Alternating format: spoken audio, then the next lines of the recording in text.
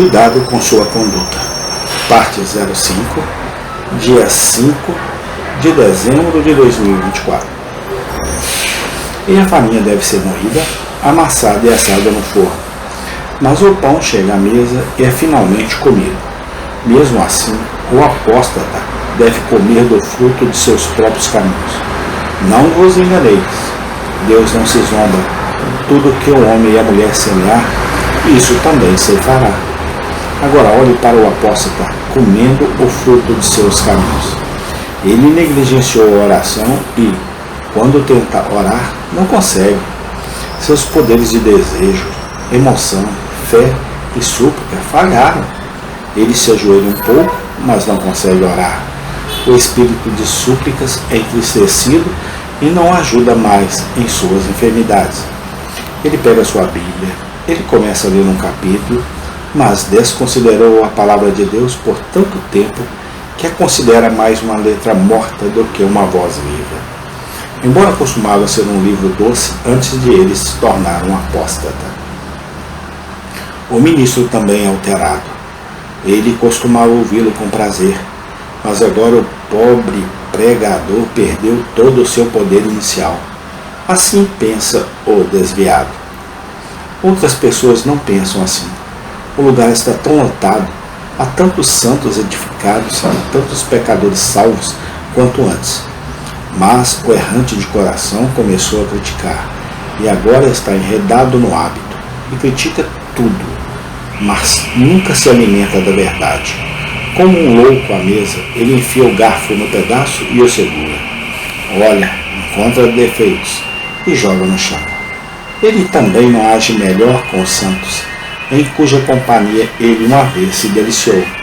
Eles são uma sociedade enfadonha e ele os evita.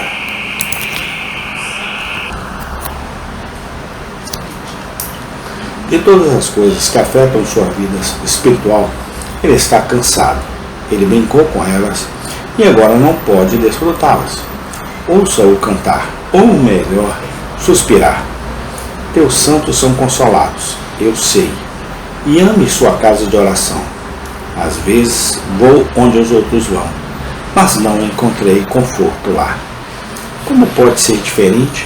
Ele está bebendo água de sua própria cisterna, comendo o pão do qual semeou o milho alguns anos atrás. Seus caminhos voltaram para casa para ele.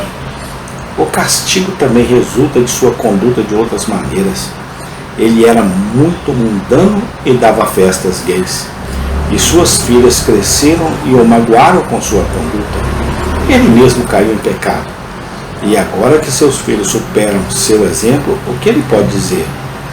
Ele pode se perguntar alguma coisa. Veja o caso de Davi.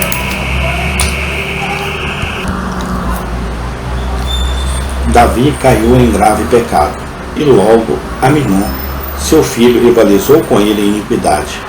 Ele assassinou Urias, o Heteu, e Absalão assassinou seu irmão Aminon. Ele se rebelou contra Deus, e eis que Absalão ergueu contra ele o estandarte de revolta.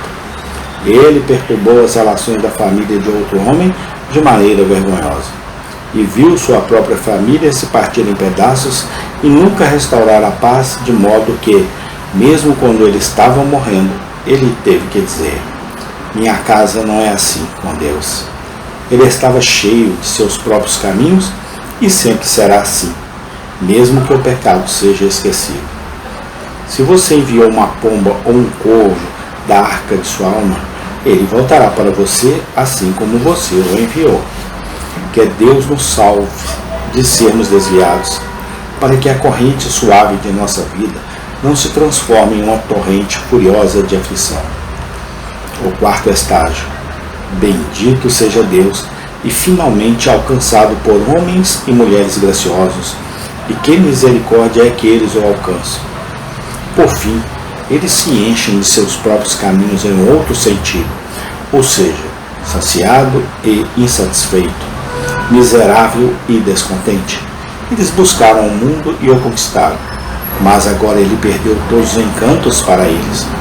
Eles foram atrás de outros amantes, mas esses enganadores foram falsos com eles. E eles torcem as mãos e dizem: oh, se eu pudesse voltar para meu primeiro marido, porque era melhor para mim do que agora. Muitos viveram distantes de Jesus Cristo, mas agora não suportam mais. Eles não podem ser felizes até que retornem. Ouça-os chamar na linguagem do Salmo 51. Institui-me a alegria da tua salvação e sustenta-me com teu espírito livre. Mas eu lhes digo, eles não podem voltar com muita facilidade. É difícil refazer seus passos de retrocesso, mesmo que seja apenas uma pequena medida disso. Mas voltar de grandes andanças é realmente difícil. Muito mais difícil do que percorrer a estrada pela primeira vez. Acredito que se os sofrimentos mentais de alguns apóstatas que retornassem pudessem ser escritos e publicados fielmente, eles o surpreenderiam e seria uma história mais horrível de se ler do que todos os tormentos da Inquisição.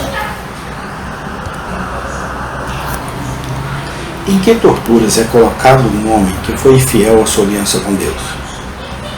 Que fogo ardeu nas almas daqueles homens que foram infiéis a Cristo e a sua causa? Em que masmorras, em que prisões sombrias sobre a terra jazem os santos de Deus que se desviaram em vez de se manterem na estrada do Rei?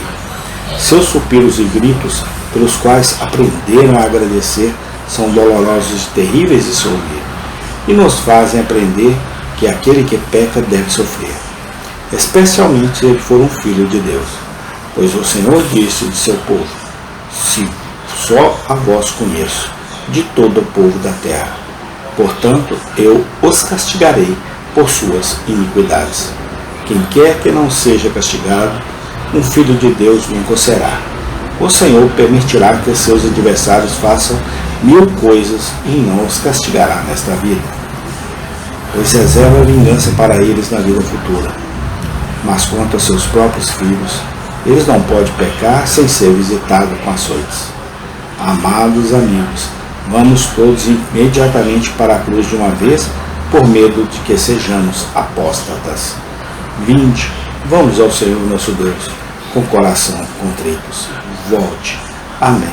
Em continuação.